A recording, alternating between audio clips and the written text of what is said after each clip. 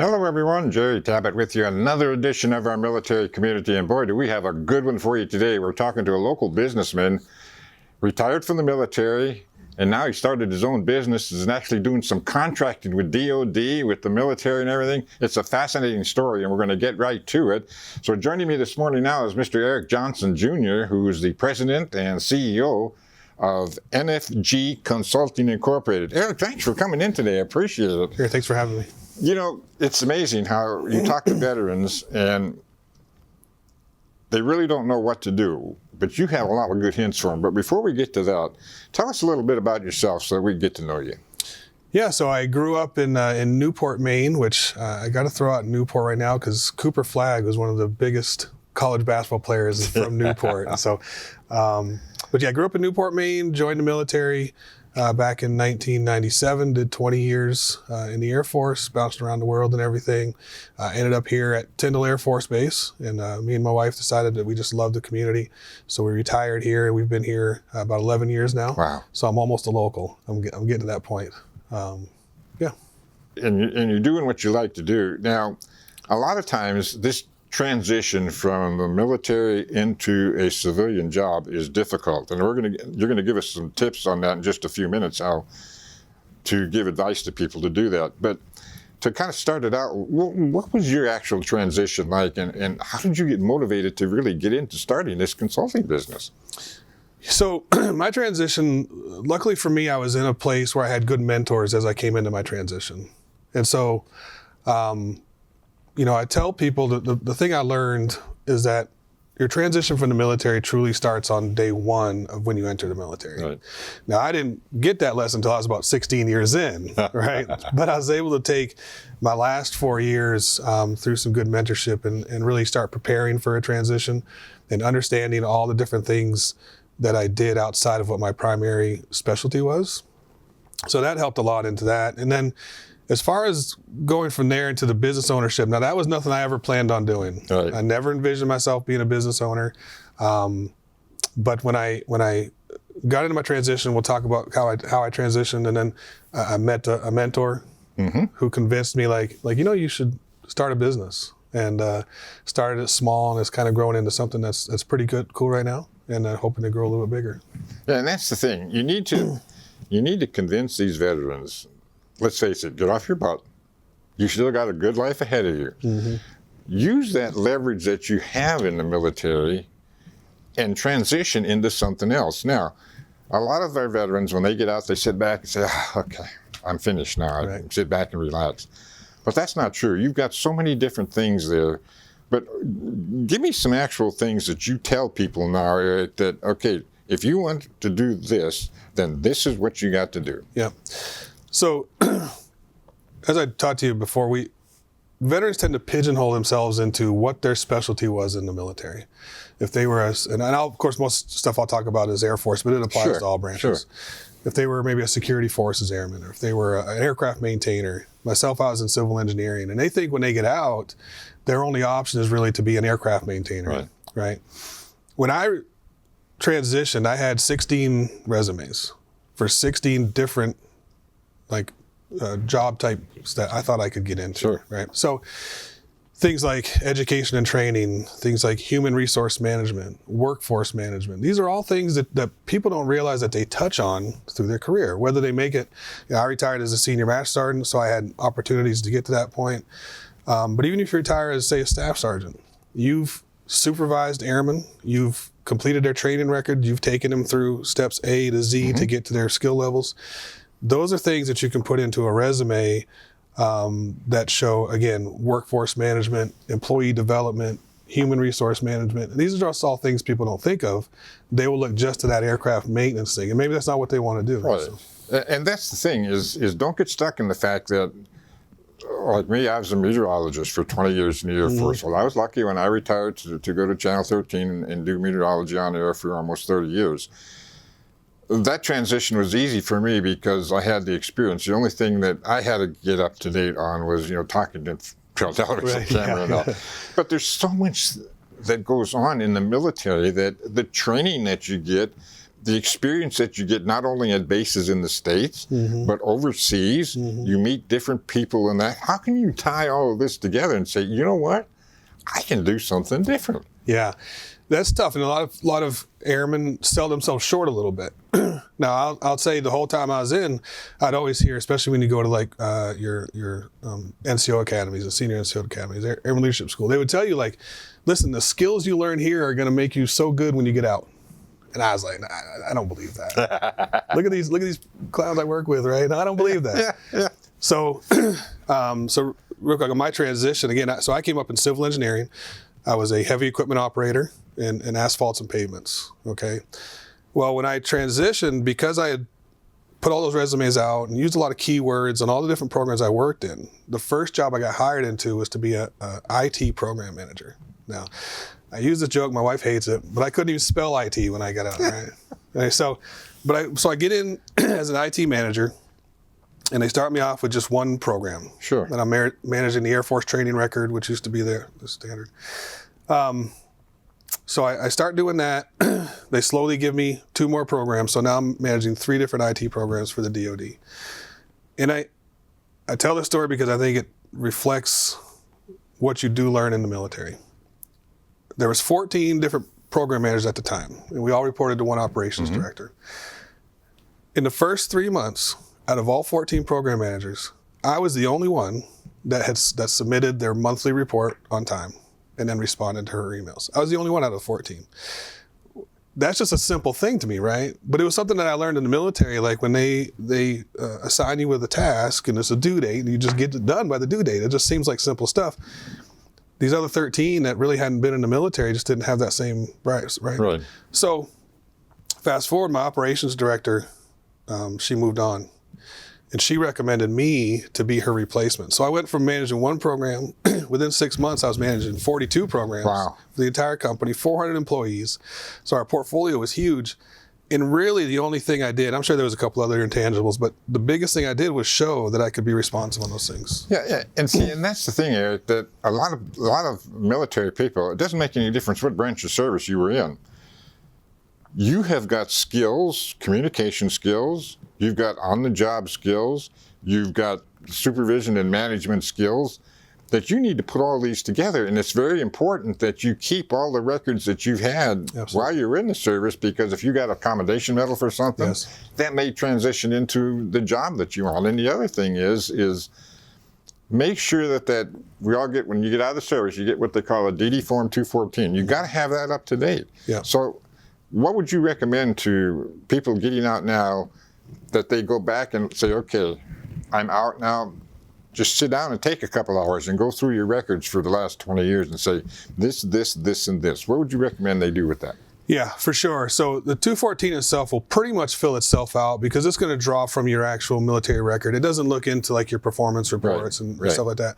But go back through your performance reports, whether it's been over 3 years or 20 years.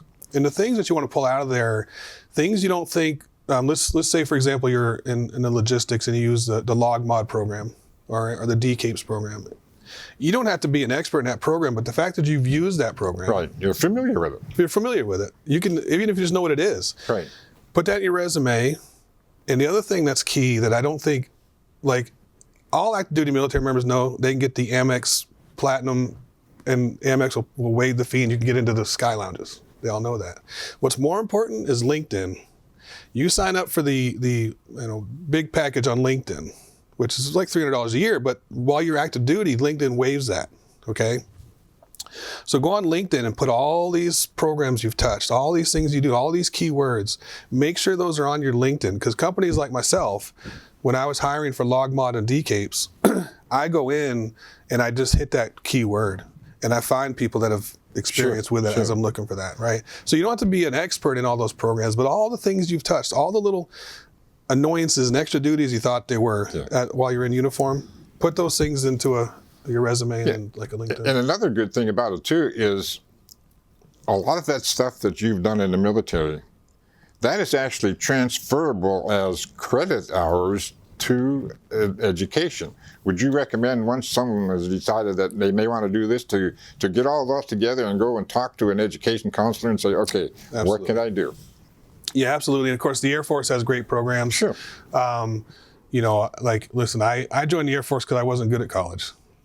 So I didn't join the Air Force to do college, but I left with a bachelor's and a master's. Right. Okay.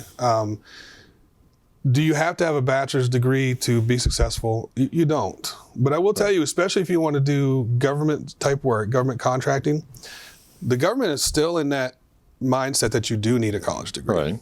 So when they give me as a contract the personnel requirements, they usually include some sort of college degree in them. So I can't even hire you if you don't have it. And use those VA benefits. There's all kinds of benefits. Use them. They're there for you. Absolutely. One last thing before we move on to the business itself, Eric, is it's very, very important that when this military veteran, be it male or female, a date makes absolutely no difference, they need a lot of support. How much is that spousal and family support important to making that next career a success? Oh, you just like when you're in the military, you can't have a successful career without that support system. You have to have, a spouse that understands what your goals and objectives are and is willing to support them. It's probably just as much, if not more so, on the other side, because if you do want to start a business and you do want to transition, you're kind of stepping into, you just came out of an environment where every 2 weeks you knew what you were getting paid and you were going to get paid. Right. Now you're kind of taking a leap of faith into something that, isn't as guaranteed. So, having a spouse or a support system that's understanding of that and can support it can't be expressed how important that is. You started NFG. What is NFG, and how tough is it to start getting these contracts with not only DOD, but other federal agencies too? It's not easy. So NFG, when I started it, so I transitioned that IT program management role. Through that, I met a gentleman, a business owner up in Montgomery, Alabama, Eric Sloan, who owned OneSync Technologies. And we got to be familiar with each other. He wanted to bring me in to kind of run his operations. And he recommended to stand up a company to do that business to business type thing and stuff. So I stood up NFG kind of with just a sole, that's why it's called NFG Consulting. I was just going to be like a sole individual consultant and kind of help companies, work on their operations, because that was kind of my specialty. But I quickly realized, so I enrolled as a service-disabled veteran-owned small business through the SBA. It's a fairly simple process to do that. So I got my designation as that. And really, once companies out there, larger companies, find out, again, they do keyword searches on LinkedIn. Sure. So they find out on contracts that I had managed for that other company. They started reaching out to me and saying, hey, does NFG want to team with us to make our chances better on winning these programs? So that was kind of how I got started down the bigger road. As far as how difficult is it to get these, it can be tough. There's a lot of red tape involved. There's a lot of red tape. It's easy to go out and find the opportunities, but the government wants to have what's called past performance. Right. Okay, so it's, as a brand new company, it's tough to get in there without saying I've done this before. Now, there are some contracts where they'll take like my personal experience and use that as past performance. But what I did is the SBA has a program called an all small mentor protege partnership. So you find a larger company that's willing to mentor you and you become the protege. And what you can do is use the mentor's experience as your own experience. Basically the same, they've got my back. If you bring me in to do this work, this company's done it before, they'll teach me how to do it if I have any questions on it. So I set up my mentor protege with OneSync Technologies. That helped me get my foot into some of the contracts. OneSync gave me some subcontracts on theirs so that we're building that past performance. And so over the last 5 years, that's kind of what our focus has been, is just building that past performance. And now this year, as we enter our 5th year, we're starting to go out, try to be the prime contractor versus subcontractor. And we're going to talk about some of the stuff you've done at Tyndall, which is amazing. But these contracts, is there an actual list from, say, DOD or a military installation that says, okay, we're going to do this, this, and this. I need this, and this on a contract. Is there a lot of that to choose from? Oh, there is. There's almost too much. I have a person that I hire that's just what she does, is she sits all day in front of the computer and tries to go through all the lists, because there is, so the big one is called SAM, is System for Award Management. And that's where most things come out on SAM. So you can go there. Tyndall will post opportunities. They're all from all around the world. They'll post opportunities. You got to find within that there's all these set-asides. And set-asides could be a whole nother topic. But so I look for set-asides that mean they have to go to a service-disabled veteran-owned small business, right? Because there's women-owned small business and 8A and other stuff. So I searching through all those on SAM, but there's also the VA has its own website. Some of these bases, Tyndall has a small business website where they just post stuff. Moody has the same thing. So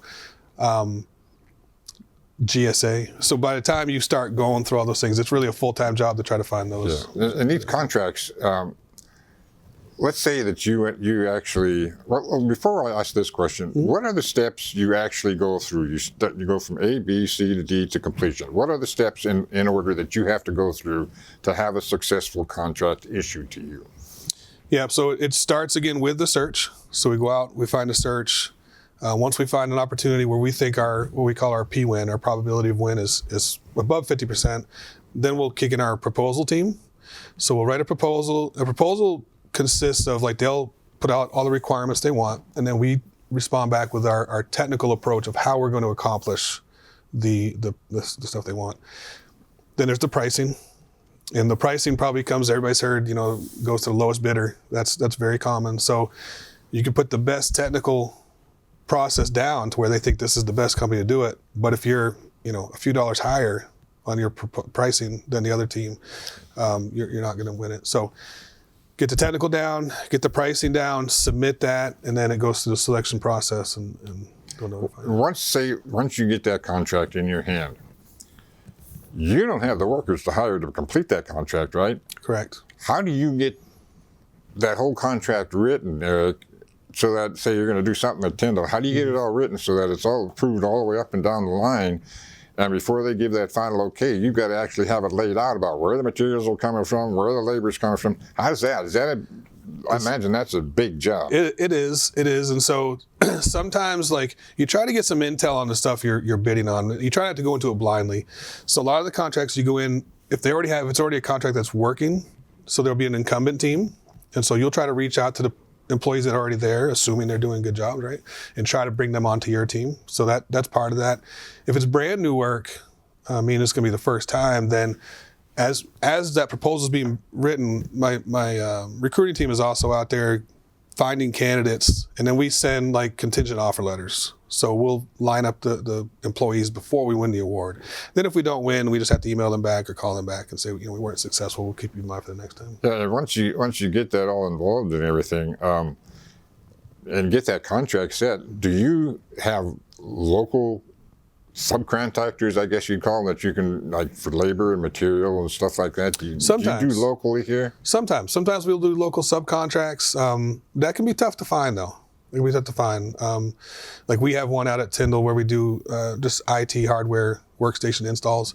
I've tried to find subcontractors to help me in the local area, but in this case, they have to be cleared, so they have to have a security clearance, right? So finding a contractor here that has that type of background and can support that. So, like, yesterday I was out there doing the work myself, right.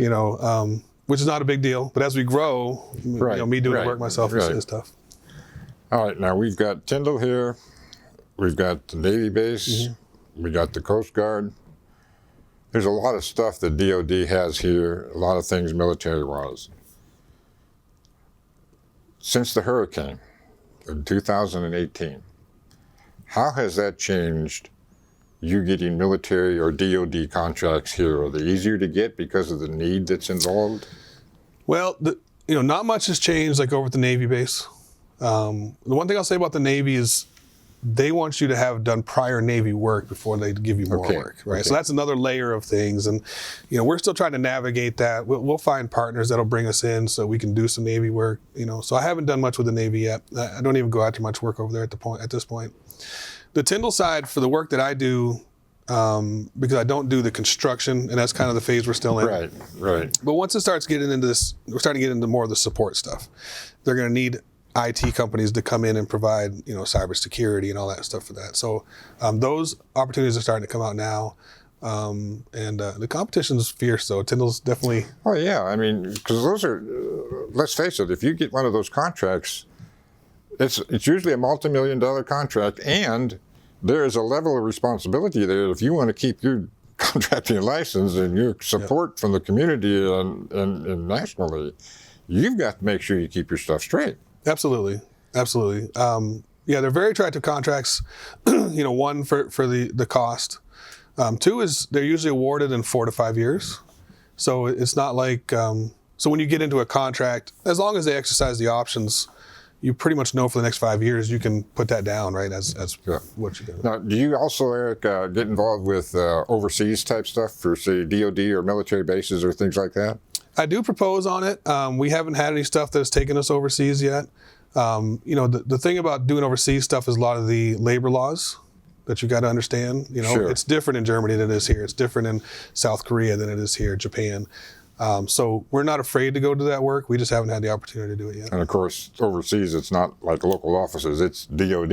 Yes. And we're talking Washington, D.C., which it can be a while. Okay, let's say this contract is being offered.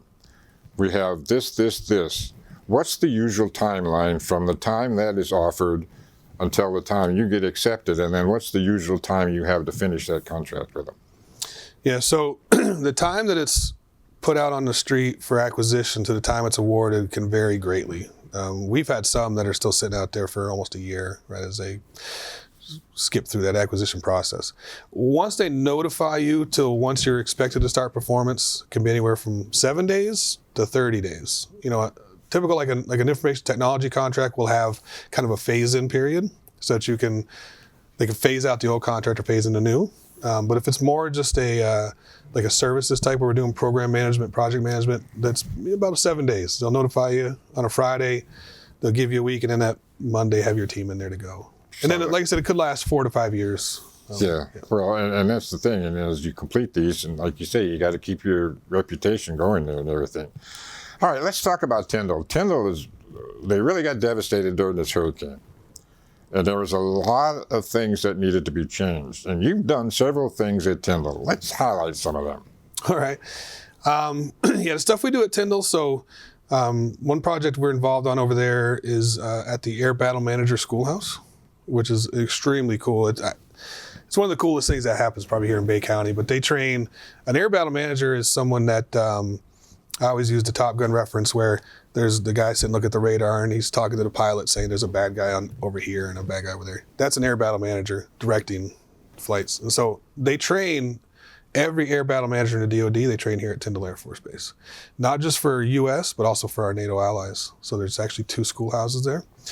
So we do the IT over there. We write the programs that they're on their training consoles. And then we have a team that sits over there every day and troubleshoots all their issues. So that one's very cool.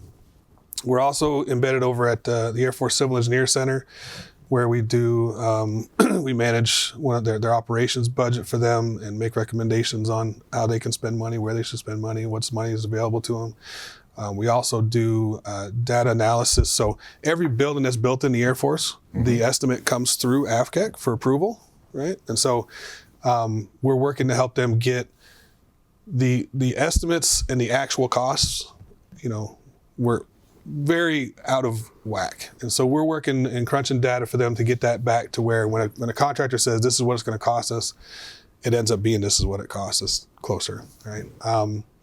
We also do cybersecurity for the Civil Engineer Center.